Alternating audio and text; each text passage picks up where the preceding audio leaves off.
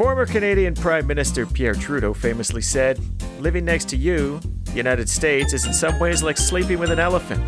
No matter how friendly and even-tempered is the beast, if I can call it that, one is affected by every twitch and grunt." Now, Pierre Trudeau said that in 1969. 55 years later, it feels more like sharing a bed with the bloated carcass of a blue whale, hoping it doesn't do that thing where it explodes on the beach because it's filled up with too many gases. But it's a whale we love, and it's a whale that serves as an inspiration to so many of us here in Canada. So many of us have lived in that whale and have family in that. You know what? Actually, I'm losing the metaphor. Let's regroup. America, I love you to death, but I do sometimes worry it will be to death. You're such an exceptional place. You're 4% of the world's population and 40% of the world's Nobel laureates. But you're such an exceptional place. The only wealthy country where you can die from lack of medical care because your credit card has declined. The only place that routinely sees mass shootings. You're polarized. Red states and blue states, or if you prefer, red countryside and blue cities. But you're spectacular. You gave us pizza. No, they didn't give us pizza. Sorry. Gave us denim. No. Gave us basketball. No, that was actually Canada. Yeah, Canada did that too. And the craziest of all inventions, though, Stephen, I think you'll agree, American democracy. An inspiration and a fascination for so many of us. 4 years ago, we did a little experiment. We, a group of Canadian political strategists, said, let's talk about America and the 2020 U.S. election. We did, and it was mostly super depressing, but it forced us to contrast your system with ours. It forced us to think about democracy on a more foundational level, and it forced us to look at what is almost certainly our own future. Because as is often the case, what happens in America happens here 10 years later and 5 times crappier. Sometimes because we sleep in the same North American bed with you, you beautiful bloated whale of a corpse. I guess we sleep in the same bed with Mexico too. We're kind of a power throuple. We kind of forget how unique you really are. So it's also a chance to talk about what makes America America and what makes you different. That's just you. And this is You the People.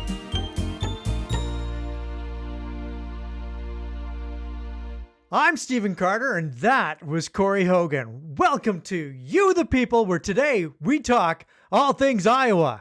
Caucasus, or Caucasia, is a transcontinental region between the Black Sea and the Caspian Sea, mainly comprising Armenia, Azerbaijan. I don't think that's the... Oh, for fuck's not sake, the Caucasus. ChatGPT. I knew I should have upgraded to ChatGPT 4. Oh, hang on. What do you do? This is like a... Welcome okay, to keep going. You the People, where today we talk all things Iowa. Well, not all things. We will not be talking about the Democrats, Joe Biden, or even Dean Phillips, his quote-unquote challenger. Nor will we be talking about the world's most famous anti-vaxxer in the Kennedy family, Robert Jr., and of his quest to take over the world by taking a right-wing approach to Democratic politics. So that leaves the Republicans. Ramesh, Nikki, Ronnie, and Donnie. Let's go! It's You, the People! This is scripted, Carter? Is that what we just heard? Did you like that? Scripted, Carter? I just did a radio show. That was okay. I was on a radio show for the I heard. Network. Okay. No, and it kind of nice. inspired me. I felt like, you know what? I know how to do this. I was like, all right, Stephen. Let's do it, baby. You know who we don't have with us right now? We don't have Zane. We don't have Zane. We don't have Annalise. We have a problem. I didn't even... Yeah. You didn't even think of No, Annalise. that's okay. This is... I did think of Annalise. I was going to say I didn't even think to send Zane the link, but that's okay. No. He wasn't available anyways. He's busy. Let me tell you something here. You, my friend, have been keeping very current with American politics. I have not. I have actively not been. So you're going to carry the water in this one here, but I feel like I can serve a useful challenge function on things like when you talked about the Caucasus being the mountains, for example. I knew that wasn't what we were talking about, so I can do things like that. I went to ChatGPT because, as you know, I forgot to write my intro. And I do actually know that. It didn't generate. That's a real thing that happened. Yeah, that's a real thing that happened. So I fucked that up pretty solidly. But okay. You know what? I feel good now. That's okay. I feel good. All right. Well, you teed us up good. We had, of course, the Republican primary in Iowa, first in the nation caucus, super early it kind of felt like, but here we are. Well, these things creep up on you. Do you want to know why the Democrats didn't have theirs? Like, how much have you been paying attention, right? Like, I think vaguely the Democrats changed their schedule so that you wouldn't necessarily have these super white, super small states determining the field. Is that not the case? That is the case. I mean, it turns out that a very white state has chosen Donald Trump, but they didn't want a super white state choosing, President Biden. So we're going to go South Carolina first for the Democrats. First in the nation for the Dems. Great. Yeah, it's going to be great. Well, and they did. They chose Donald Trump. Donald Trump, man who was who was impeached and was just acquitted by the Senate twice. The man who tried to take a run at American democracy in 2021, which is not that long ago. The man who is under 4 indictments. Well, no, has gotten 4 different sets of indictments, totaling a total of there's actually quite a few over charges. 90 individual indictments. Yeah. Yeah. See, that's why I'm here fair. for you. That's a lot of That's good. Yeah. Where did it land? 51% of the vote? Yeah, it was basically 51 to 20 to 19. It was very close. Nikki and Ronnie all but tied. Ronnie wound up in second. Nikki wound up in third. As per my prediction yesterday or on Sunday. I actually don't feel that was your prediction, but who's going to run the tape? Who's going to run the tape? Who's got the tape on that? No one. Who's going to run the tape? Who's going to go get that done? No one.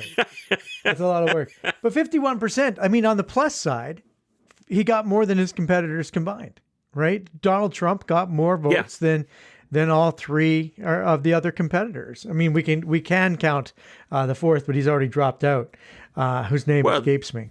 But Vivek Ramaswamy. No, he didn't drop out gone. yet. Did he drop out already? Vivek? Yeah, he dropped out last night. Oh, jeez. Oh, my God. You're supposed to be our subject matter expert. I was thinking of Asa Hutchinson, which is very exciting. Yeah. Asa's gone as well. So. Oh, see, I missed that big news. Yeah. I missed that big news. So I thought Asa was still rocking and rolling here. I was actually shocked to find out he was still in it when I saw his withdrawal. So I was shocked to hear that he exists 30 seconds ago when you mentioned him. Yeah. So that was... we're all going through a lot right now. So on the one hand, these are essentially 4 nobodies, right? Like, this is how Trump has portrayed them. There are 4 nobodies, but they got 49% of the vote and he got 51. The question has to, you okay there? That wasn't the big pop that we usually get. American soft drink. Yeah. No, I know. It's an American soft drink. But what I don't understand is everybody's talking about this being a huge victory, but is it really? He's basically the incumbent. He's basically the guy who's supposed to be running away with this, and he's up against Ronnie and Nikki. Like, is he really supposed to get more than 51%, or only get 51%? Okay. Also, as we mentioned, 90 charges he's fighting right now. Yeah. Also, I think I did mention the whole insurrection against American democracy thing here. Oh, yeah. There is a case to be made that he shouldn't be anywhere near here. And in fact, one of the things I think is super interesting about this is this time last year, Donald Trump's nomination looked less in doubt than it does after the Iowa caucus, right? Donald Trump was not that much up on, Meatball Ron, as he was lovingly nicknamed by Donald Trump. And Nikki Haley was, I think, in the race, but so deeply speculative where she would end up, and certainly not polling the way Ron DeSantis was or Donald Trump was. By the way, I think the first time we said Ron DeSantis' last name, Ronnie, Meatball Ron. Yeah. Yeah. I think that we Good have been seduced by Don, the Don and his nicknames. So. Well, all I'm saying is there is an argument to be made that 51% is way better than he deserves. Well, I think deserves is an interesting phrasing. I think deserves is fascinating because I don't think he deserves to get more than a couple percent. But here he is, and I think I just bring it up because I think that both sides of this coin could be argued, right? Like, I think that it's relatively easy to say, he's running away with it. I think that that's a relatively probably true statement, just a simple truth. He is, in fact, running away with this. But I also think it's equally easy to say that for someone who's running away with it, he's running away very, very slowly. I imagine that has something to do with his girth. Well, let me even go a little bit further and say it does to me seem like this might even have been the best case scenario for Donald Trump, because you had Nikki Haley getting a bit of a late surge. There was some suggestion maybe she could consolidate that DeSantis vote behind her if she could put some distance between her and DeSantis. And she came in third, which was just enough with prevailing narratives to make it look like DeSantis is going to go and fight it out a little bit more. And so Donald Trump, who got, as you mentioned, almost exactly half of the vote, now the other half of the vote is still split in such a way that he will likely come up the middle, which, by the way, is sort of what he did in 2016, right? Yeah. In 2016, he managed to win, especially under the Republican rules at the time, a whole bunch of primaries that were winner take all with not that much of the vote. And so Donald Trump, once again, continues to land in butter and have, I mean, I don't know. I usually say at this point, you got to be good to be lucky. He's not fucking good in any kind of sense of the word, but he is. He's got a command of the Republican Party that's really quite something. He certainly does, and that command does not appear to be waning. Well, I think what's really going to be interesting is that Nikki Haley is more competitive in New Hampshire than she was in Iowa. Will she actually get that bump that I think was available to her if she'd beaten Ron DeSantis? You know, especially if she'd beaten her by 3 or 4.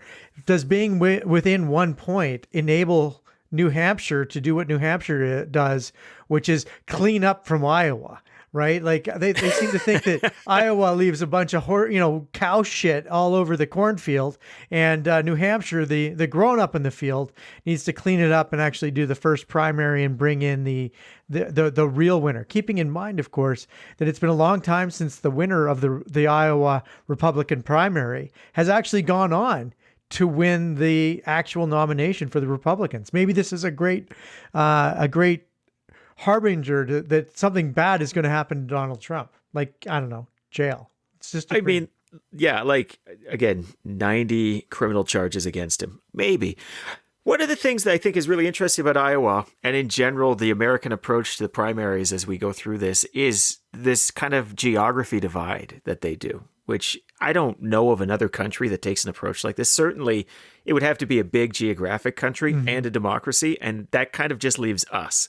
And we certainly don't do this way in Canada, right? Yeah. But I struggle for an example of when you give such outsized prominence to a geography within a federation. And the effect that has had, I think, over the many years of Americans doing this is something I don't know why they do it, and I don't know why they take it for granted, and I don't know why it's always the same approach. And we already talked a bit about how the Democrats are trying to shake that up. But their idea of shaking it up is, okay, we'll go to the first diverse state on the calendar. Like, they're still following the standard calendar that they always do. Like, South Carolina is always very early in this thing here. Well, I think that the big challenge is that they value states' rights differently. And by valuing state rights differently, states get to set the rules, and those rules are going to vary significantly from state to state. So we don't have that valuing of provincial rules. Australia doesn't have that valuing of the state's rules.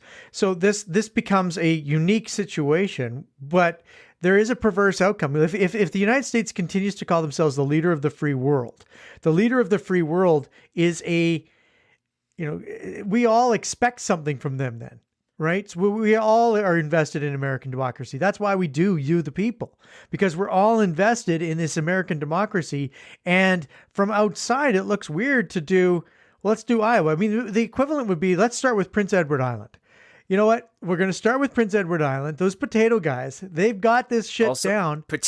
Potatoes, small, white. Yeah. Right? Actually, it's a pretty nice comp. Yeah. And so we're going to get Prince Edward Island to go first. And then if Justin Trudeau can hang on, then we're going to jump right into New Brunswick. And New Brunswick's going to kick some ass because New Brunswick is filled with it was the first time we're introducing a little bit of French, right?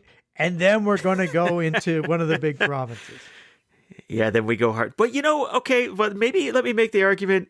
maybe that would be better. Maybe you would get an opportunity to really understand a politician on a retail level before you move on. And isn't that always the argument they make about why Iowa is supposed to be such a, any country is just, not just any country, any person, if they do something long enough, a family does something long enough, it takes on this veneer called tradition. Yeah. Oh, isn't it nice and isn't it quaint? But we make justifications for why this happens. And the big American justification for why they go to Iowa first and give it its first in the nation status is it forces the candidates to go through the retail politics grinder.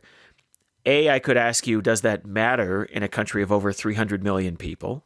I'm not sure, but let's go to B and let's say if it does in a country of 300 million, doesn't this make the most sense to pick a small state and do something like this? Sure. Absolutely not. No, you're totally wrong. Here's why. Because you only get the retail experience if you're in Iowa. If you happen to be in Iowa, if you happen to live in that state, then you have access to the retail. Or if you happen to be in New Hampshire, and then you get the retail. I mean, one of my very favorite books about politics is a fictional book called Primary Colors that kind of covers the Clinton nomination process through New Hampshire. And you can see, that level of retail politics, man, I fell in love with that type of politics. But that type of politics doesn't exist. It's not real. Run a candidate for mayor, and I will tell you that there's running in a city of 1.5 million people is damn near impossible to do retail. So even this retail of we'll go to Iowa and there's only 1 million people, that's bullshit because you still can't be retail with everybody in the state. You can do more retail, but you could do more retail if you had a year run up to California. You could still do some retail. You could still, we do retail in Calgary of 1.5 million people. We do, 6 months of retail. There's lots of opportunity to do retail. It's about time, not necessarily the number of people. Well, so this does get to kind of the nature of these primaries in a different way. America, you don't really ever seem to want to change the way that you approach this. And yeah, there's the states' rights components. And yeah, the Democrats are kind of playing around the margins with this. But is it possible that they're just kind of a little too enamored with their system and how it is, and they're sort of avoiding some of the obvious challenges with it here? Like, why are we even talking about whether a bunch of Iowa Republicans, and it's a caucus too, right? And so maybe we'll get into difference between a caucus and a primary in a second here. But it's even fewer people. So a bunch of Iowa Republicans kind of feel like they're determining the course of the entire fucking country at this point. And it seems a little weird, doesn't it? We've culled out so many candidates already, right? So many candidates are culled out before you get anywhere vaguely representative or anywhere that's actually going to change the Electoral College. Right. And the Electoral College, Corey, it's not like we're in love with the Electoral College. We're big fans of adding up votes. But this Electoral College is going to dictate everything again. And it's going to New Hampshire and Iowa, even South Carolina, aren't necessarily the ones that are going to be the states that change the Electoral College outcome. So we're losing candidates one after the other in places that aren't going to make any difference to the overall election outcome in November. So I'm not going to belabor this, but I want to play a little bit of the Zane Velji role here and make you do a little work. Oh God. I think we could kind of both agree this is a weird system, like at least from the outside, Yeah. right? Like Americans, you've got your traditions and you've sort of figured this all out. But from the outside, it looks a little weird. If today somebody said, hey, we're going to create this new thing called the United States of America. There's 50 states. They're all a little bit different. We're going to have to choose president. And don't monkey with the Electoral College yet. Let's not open that. Let's save that. Let's save that for sweeps, right? You're doing primaries, you're doing caucuses. What are you doing that tries to do the same things they at least purport to want to do? Like to have an opportunity to actually get people to meet the candidates, to have that retail experience. So it's not all just how the candidate is packaged and the air war, and they're also like kind of, cello wrapped and hermetically sealed, or however you want to say it. How do you build that experience in a way that makes more sense in the primaries? You know what I would love to do? This is crazy talk, but I'm going to talk crazy because I can. I would pull from a hat 20 congressional districts across the country. And I'd say, there's our first primary. And then I'd do the next 20. Okay, that's 20 million people. So maybe just pick like two. Well, but why? Why would we do that? Why would we pick two?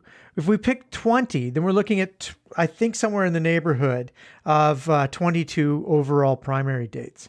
And that would be you wouldn't necessarily need to do them all, but you'd have a growing primary capacity. And because it's randomized, you're going to have candidates who will do well in some of those 20, and you'll have candidates that will do poorly in some of those 20. And that's going to make it a far more representative sample of what the American people actually want to see. But just pick 20, or you could, I think that picking anything smaller than 10 is going to give a non-representative sample. But and anything like 30 is just like, well, why don't you just do fucking California then?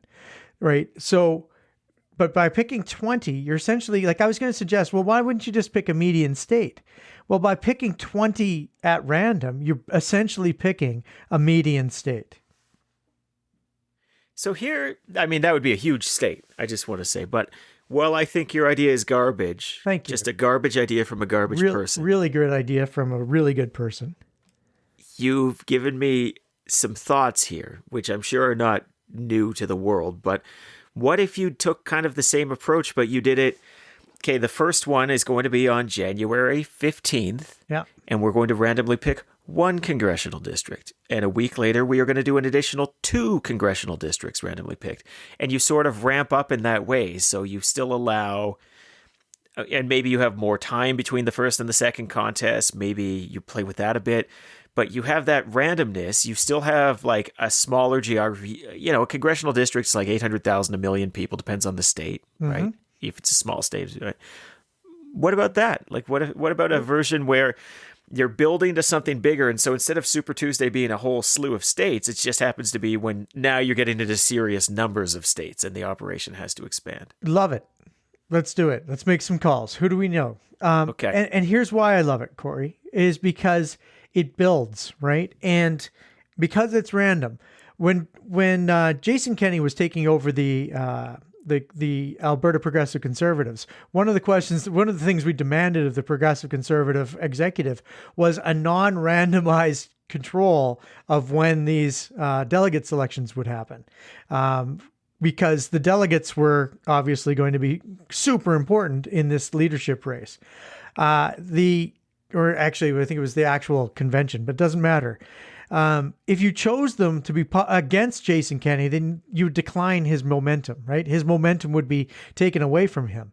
If you made it so that they were supportive of Jason, he would immediately get insurmountable momentum. But by randomizing these congressional districts, by randomizing where they could be, what you're doing is you're minimizing someone's ability to have overwhelming momentum just by the luck of the draw.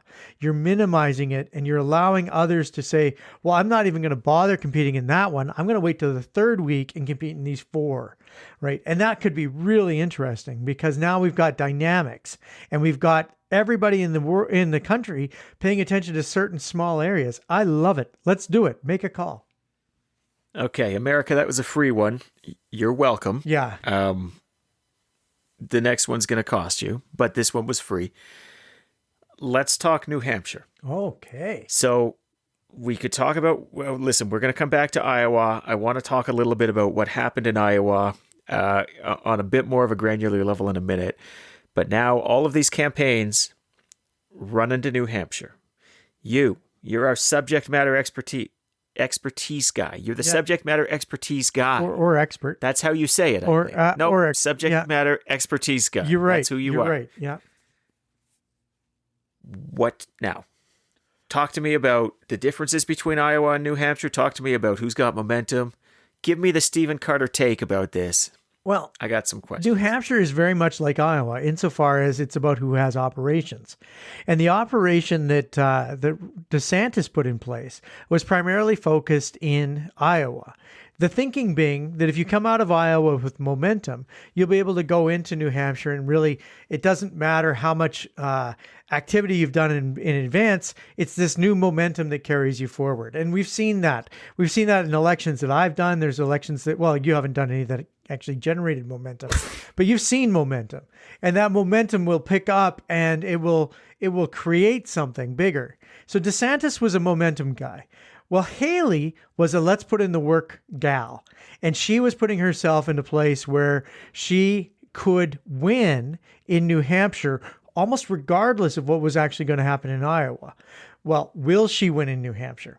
There's been polls coming out that have her in the 8 to 10 points behind Donald Trump.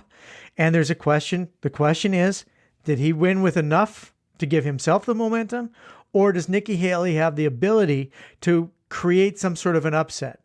And I think upset now doesn't even require a win. It's probably it only requires being within 5 points. And then South Carolina, where she's also got a significant operation because that was her home state, that becomes the real question is she able to carry both of those things forward? So operation matters because operation versus momentum, and then the ability to carry that momentum into really the first populous state where diversity will matter is going to be fascinating. But right now it looks like it's Trump who's going to be carrying all of them. So who knows? Maybe he wins it all. It's too bad because I did hear somebody make a prediction a couple of days ago that Haley would come in second, go into New Hampshire, and then kind of just lock these things up in South Carolina. It sounded good. It was a good story at the time. Was it Zane? Fucking Probably Zane. Zane. Fucking Zane Velji. Yeah, that does sound like Zane advice there. Yeah, now that I think about it, it was posed as a question that went on for about 25 minutes. So that sounds about Zane. Right to me here. Yeah. Yeah. Must have been Zane. All right. So Nikki Haley is doing well, or at least in some of these polls in New Hampshire. Mm-hmm. Ron DeSantis, of course, will be turning his focus. He'll be running up to New Hampshire. He'll be trying to do these things. We are talking a lot about Nikki Haley and Ron DeSantis. They're both fighting for second. Everybody's back from Donald Trump, as you were saying here. Yeah. Are there dynamics in New Hampshire that make it more or less dangerous for Donald Trump? I told you we were going to talk about the caucus versus primary difference. With a caucus, essentially, you are going, especially in kind of the Iowa case, to in some cases, even people's houses, and you're getting together. Yeah. That's the caucus, and you're determining who you are going to then vote for, and you elect basically delegates in that room under certain rules that allow you then go forward to bigger meetings and so on, and then you get to the state convention, and that determines the delegates. So when we get all of these nice delegate counts on nights like this, and we weren't really subjected to them this time because Donald Trump just had such a commanding victory, it's often kind of with an asterisk, like they haven't quite figured it out yet. It'll depend on how these other, subsequent meetings shake out. But my point would be this: they are political meetings where you're choosing the candidates, right? They are a meeting. They are a meeting of party members. That's a caucus. When you talk about a primary, you're talking about voters going the same as they would in an everyday election, and they are marking an X next to a name on a ballot. They're often even using the same infrastructure that would be used for the various elections held by the state, right? Right. So how do those dynamic changes, now that we're going from kind of the crazy zealot party members to a more generalist population, how does that play into the whole Donald Trump effect? Let's go back to one of your first points, which was it's about being in someone's home or being in a small venue and having to speak aloud what it is that you feel. When you're speaking aloud, when you're in the group, when you're walking to one side of the room versus the other side, you are showing everybody who your choice is. And in showing your choice, you are essentially impacted by group dynamics. That group dynamic may have favored Trump in Iowa. We don't actually know yet because we haven't seen whether or not it has impact in New Hampshire. But in general, group dynamics are about peer pressure, right? And peer pressure may find themselves, people may find themselves voting for Trump because their peers are voting for Trump. Now, I'm not saying that 100% of the Trump's vote was peer pressure, but maybe 8% was. I think. Right, 100 would be weird. Would be weird. Everybody's being peer pressured. But if 4% or overall 4%, and it moves to Haley, right now Haley's polling average in New Hampshire is 29.3, and Trump's at 43.5. If that closes up to essentially 35 and 40, all of a sudden you got yourself a much different ball game. So New Hampshire, when it's just you walking into that polling booth and it's just you with that machine or you with that ballot, it fundamentally it's they say it's you and your God when you walk into the polling booth. It's more true in the United States, I think, than up in Canada. But here they're walking in and they're the ones who are going to make the decision. And maybe they have a harder time making a decision for someone who's facing 90 plus counts. All right. Interesting. I'm going to throw kind of the counter argument, which is it's easier to vote for a guy like that when nobody's watching, right? Now, I know what you're going to say, like, because the majority were with Trump, that doesn't really hold much water. That seems to be the socially acceptable thing to do. But in a way, like, don't you think that there's a bit more of a, you're really going to vote for this guy at some of those caucus meetings? Yeah, I wish there was. I really do. Yeah, okay. I really wish there. I wish there was a. You're really going to vote for that guy feeling, but yeah, they are, and they believe because again, there's a significant confirmation bias going on in the United States where they have chosen to believe certain untruths. I was going to say half truths, but they're not even close to half truth. Hey, don't you judge our American friends like that? I think I will. They're going to think bad about you. I think I will, but I like We Americans. love you guys. I like Americans. They're great people. They're just modestly deluded at this point, and only half of them. So that's not too bad. I mean, I was modestly deluded through my entire university career, but that's fine. Yeah, fair ball. It's fine. So here we are. And I think that in the overall scheme of things, Donald Trump, is right now, it's easier to be to follow along with peer pressure than it is to imagine that people are going to be like, oh, finally, I'm free to choose Donald Trump now that I'm alone in the voting booth. But again, time will tell, Corey. We'll know in a couple short weeks. So here's the last thing I sort of want to ask you about the New Hampshire, Iowa difference. And I'm going to use this as a bridge to get back to Iowa for a minute. Then I want to talk about the Democrats for a minute here. Issues. We haven't said a thing about issues yet. And my observation would be, maybe it's fair, maybe it's not, that a lot of the conversation in the United States, in the primary in particular, the caucus in Iowa, and now as we go into New Hampshire, has been almost what I would call meta political conversations, right? Who can win? Should this person be there? Are we going to be able to exact revenge on our political opponents?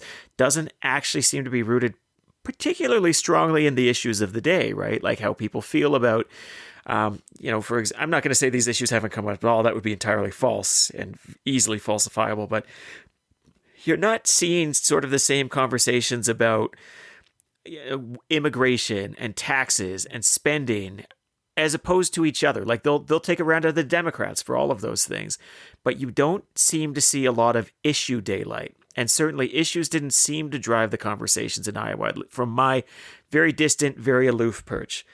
And it doesn't really feel like they are in New Hampshire either. But maybe that's not fair. No. What's the state of play of actual issues in these two elections? I think it's totally fair, Corey. I think that, the issues that people are talking about are actually the issues that no one wants to talk about. The immigration issue, no one has a solution for it, but they are trying to pin it onto Joe Biden. The abortion issue continues to come back. But again, I don't think it's the Republicans aren't certainly embracing that and saying, here's what we're going to do. Nikki Haley did do some work around the abortion issue and articulating I don't want to say moderate vision because we're Canadian and it still sounds like hellscape. But there was some moves by Nikki Haley to address some of the bigger issues. But there hasn't really been any issues by Trump, nor has there. Trump's been instead bashing Biden, doing his regular speeches, talking about how great things were when he was in charge and how great things will be again, without ever describing really what those things are. I mean, there has been some talk that the economy was better. Interesting, but not necessarily true. And there's been talk about the Supreme Court and how Donald Trump was the one who ensured that the abortion access would be denied. That's fascinating, but it's not not true issues in the way that we've come to expect them, where someone was, for example, unveiling a significant policy. The politics of brand, which you and I have talked about on the Main Strategist podcast 1,000 times, that politics of brand has really taken hold in the United States, and I don't see it giving itself up anytime in the future. Well, we're back in Iowa. We took a little trip to New Hampshire. It was cold. We went to Iowa. Still cold. Still cold in Iowa. Yeah, I thought that the cold Still might cold have in some Iowa. impact. It did not. No, Yeah, you spoiler. did, and you were wrong. You know, Donald Trump made some comment like, go to vote, even though it's cold, even if you die, it's worth it, which was weird, but let's set that aside. He says a lot of weird things. Just wanted to make sure that was on the record. I am fascinated by Iowa for another reason. You've already mentioned not a huge population in Iowa, right? Mm-hmm. Ron DeSantis famously in this campaign had 99 campaign offices, campaign operations. I don't know if they were actual physical storefronts or not. You might know that, but I don't. But 99 for a state with a population of just, over 3 million people here? I'm trying to think of I can think of the comp. We live in a province here in Canada of 4.8 million people. It's not dramatically different. 99 operations across the state of Iowa? Yeah. Talk to me about that scale. I think that the way to think of it would be, 87 constituencies running a campaign. Iowa, the former Senator Chuck Grassley, was infamous for the way he campaigned. And the way he would campaign is to do what they call now the full Grassley, going to all 90 of the different, whatever the number is, number of constituencies or organizations. Yeah. Or counties. You're using words better than me right now. They got these nice square counties. Yeah, the counties were individual and they'd go to them, and people have a real strong connection to their county in the same fashion that we would have a strong connection to a small town. This is where they were born. This is where they grew up. This is where their farms are. This is where their economic activity happens. So going to where people live, to quote Nahid Nenshi, is a very valuable part of doing politics. And so DeSantis, who was really doubling down on the idea that he had to do very well in Iowa, decided to essentially model the full Grassley without recognizing that part of the full Grassley was actually being, charismatic. So if you eliminate charisma, it feels like the full Grassley just doesn't have the same impact. Okay, well, I don't want to entirely lose the fact that you talked about 87 ridings. That's for a province of almost 5 million people, and for a state of almost 2 million fewer people. Let's say 1.5 million fewer people. You're talking 99. You would be really hard pressed to find an operation in each of those. Like, we combine operations in this province all of the time between ridings, and this is for not the successful parties. These are Corey. That was the one you were working with. The successful parties tended to have, individual operations. But that's just so wrong. Like we have two main parties, and both of those parties had shared offices and operations basically across the board. Well, in cities for sure. Not when I was in charge. And then you weren't. So I don't know.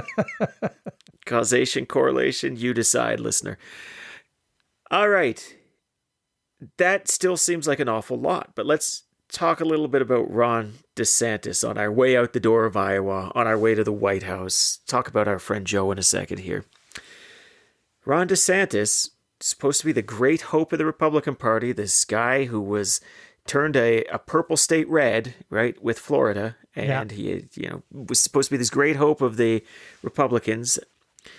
What the hell happened to him? He put everything into Iowa. Give me your assessment. I think that character assassinations continue to work in the United States of America. In Canada, we have a line. You think? we have a line, and we, for example, we crossed it in 1993. This is how strong the line is. I remember when it happened, when the progressive conservatives made fun of Jean Chrétien and his facial deformity due to an illness when he was young. That ended. It was 30 years ago, and we still talk about it in this country. Yeah, because that became, kind of our red line. We will not cross that red line. And it makes sense, because if you cross the red line, you have a chance of failing. There is no red line in the United States. And certainly there is no red line if your name is Donald Trump. He can literally, keep in mind that, in terms of issues, kind of going back a little bit, 8 years ago, he was talking about Mexican rapists and murderers. They weren't sending us their best. He continues to have that type of rhetoric, and it has not hurt him at all, not one iota. And so when he starts going after Ron DeSantis, and he starts, the childhood game of these, nicknames and bringing him down. This is a guy. I got to tell you. It just works. Got to interrupt you here. Yeah. Meatball Ron is a great nickname. It's a catchy nickname. Was not Donald Trump's first attempt at giving Ron DeSantis a nickname, though. No. What was for $12. Do you remember the first nickname he tried to pin on Ron DeSantis? On Ron DeSantis for how much? $12. Not worth my time. $12. Yeah, sorry. Okay. Ron DeSanctimonious. Oh, that was a good one. Bad nickname. Yeah. No, I think he lost his game on that particular one, but he found it again with Meatball Ron. I thought that was pretty nice. That's good. But the point is that when you have this character assassination operation, and I think that that's probably the best way to characterize it, it becomes really hard to define yourself when you're always being defined by someone else. And I think that if we were to transport that to Canada, it would backfire. I think that in a lot of jurisdictions around the world, it would backfire, but not in the United States, not right now. And as a result, it was super hard for Ron DeSantis to get any traction at all. I mean, he just absolutely was spinning his wheels almost from day one, because he never got out from underneath the attacks. He never even got close to getting out from underneath. Why the not? Attacks. Why didn't he punch back? Because he was afraid to punch back, because he had this stupid ass campaign strategy that seemed to indicate that he was going to get Trump's, and you'll forgive me for the phrasing, sloppy seconds. I won't forgive you for that. Now I've got that image forever. Forgive me for this. Okay. But that was his strategy, right? People who like Trump, who just don't want that baggage. Well, it turns out that people who like Trump did want the baggage. And because of that, Ron never got out from underneath the caricature that was created of him by Donald Trump. And I would also add the Democrats as well. I mean, Pod Save America and Crooked Media never stopped going after Ron DeSantis. I think that the Democrats feel like their best chance of re-electing Sleepy Joe Biden is to ensure that their competitor is Donald Trump, which I think, frankly, is a dangerous game to play. But I think it's just some Canadian up there. Yeah. So feels like an incredibly dangerous game to play, for sure. I think it's pretty clear neither of us are fans of the Donald. And we're kind of, we have long positions on this. We've not been fans of Donald Trump for quite some time. Not super shocking. Most Canadians aren't, although I do want to end on that note when we get there. That's a little bit of a teaser for you. Some recent polling. Good stuff. Ah, right. Stay tuned is what that means. We've been talking about the Republicans. Yeah. We're not talking about the Democrats. There's a reason for that. The Democrats do not appear to have a competitive race for the primary. Joe Biden, sitting president, in that sense, not unusual. Sitting presidents aren't usually seriously challenged. But this is an unpopular incumbent. He's fairly old by the standards. I mean, Donald Trump's really old too, but Joe Biden is fairly old. Nobody really in the race. Why aren't the Democrats having a race at this moment? With the stakes where they are, with Joe Biden's age being what it is, Donald Trump's age being what it is, with the popularity of Joe Biden being where it is, Why isn't there a race on the Democratic side for the nomination? Well, I mean, the answer is tradition. Because generally speaking, did you like that, by the way? That was good stuff. I did. Generally speaking, were you doing like a Tevye? Yeah, it was. Was that a Fiddler on the Roof? Yeah, it was Fiddler on the Roof. God, you're, good. for someone who doesn't like musical theater, you're right up to speed with it. I do okay. Yeah. But the tradition is to allow an incumbent to be unopposed through the primary. I mean, we've seen Kennedy took Carter to task. We've seen others try. The Christian conservatives of Buchanan tried to take on Ronald Reagan. But in general, it doesn't work, and people feel like the incumbent has the right to a second kick at the can.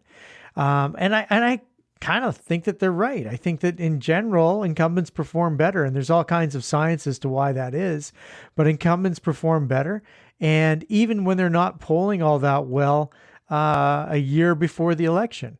So I think it's wise for them to enable Joe Biden to run again, but he's not making it easy. The polling is not good, and the campaign direction is solidifying over the last couple of months, but it's taken too long to unfold.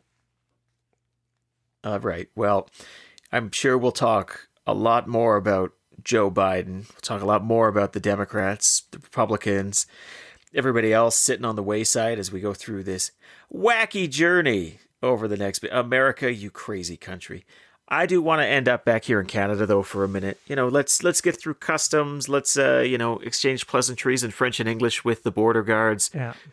Let's talk a little bit about our home country. Okay. Recent polling showed 1 in 3 Canadians would like Donald Trump to win this election. Now, that's higher than I think I can remember ever seeing on a question like this. High. I remember at one point, I think it was around 2016, in our home province of Alberta, which is, of course, usually seen as one of the most conservative provinces in the country, if not the most. Although I think Saskatchewan kind of has us on that one right now. These days, right? I recall Democrats polling around, 70, 80% at that point. Now, I think the numbers are around 40% of Albertans were supporting the idea of Donald Trump being president again. What in the ever-loving fuck are we supposed to make of that? Well, the growing popularity of Donald Trump after the last 8 years. Well, first and foremost, I mean, we've grown very tired with our own progressive government. That government of Justin Trudeau that was so new and shiny back in 2015, 2016, as Donald Trump was making his ascendancy to the presidency, that shiny government has changed dramatically. It is no longer this new exciting thing that we all were in love with progressivism at that particular moment in time. And instead, we find ourselves now, perhaps a little wistful and wishing for the good old days of the conservatives. But the conservatives have fundamentally changed as well. Pierre Poilievre has incorporated elements of Trump's conservative populism. We've seen the conservative populism take hold around the world. Europe has seen a rise in right-wing populism, which is modestly troubling when one considers the history of Europe. But this is where we are. And the changes that are happening in our society do change the way that we look at other groups. So we are now looking through different glasses at what is occurring in the United States and coming up with a different conclusion. Much the same way that I think that Americans are remembering things a little differently than I remember them. And no one is trying to dissuade from that. It's not like Justin Trudeau is trying to change the way that we think of Donald Trump. He's trying just to keep his head above water. So who's our person who's railing against Donald Trump? Who's the person? Who's the group? Because it doesn't appear to be media, and it isn't the politicians themselves. Well, for the past couple of elections here in Canada, one of the things that we perpetually hear is that the Liberals, the governing Liberals, are going to use Trump as a bit of the boogeyman, like that. Yeah. The guy, watch out, Pierre Poilievre, he's bringing in Donald Trump-style things. Do you think perhaps there's a bit of a wagging the dog here where this has been said enough times, people agree to it, but because they're supporters of Pierre Poilievre, they say, well, maybe I like Donald Trump then? You think maybe there's an element to that? Do you think it's all about the forget? I guess my challenge with the forgetfulness argument or the we've moved on, it's not like Donald Trump was particularly nice to Canada during his 4 years in government. No, but are we just forgetting about that? We forget about that and we put it into a new context. And that context is we like conservatives now, right? We didn't like conservatives back then. we were opposed to conservatives. We liked the red brand instead of the blue brand. And now we like the blue brand, which happens to be the red brand in the US. And isn't that exciting? It's a different color. And, keep in mind, we're not making really in-depth decision-making on this. This is like if you were to have to vote in some hypothetical election at some point in the future that you're never, ever going to vote in, who would you choose? Fuck it, Trump, right? There's no consequence to saying these words. And I think that's why some of these words get uttered from time to time. Well, I think we're going to leave that there. I don't know how we end this show because we haven't done it in 3 years. We do it together and we say, fuck you, Zane Velji. Isn't that? No, for sure. That's not how I it ends because I can't imagine Zane saying that to Zane. It just grammatically doesn't really work. That's true. Right. Yeah. So maybe we just say, that's a wrap is like the strategists. Yeah. So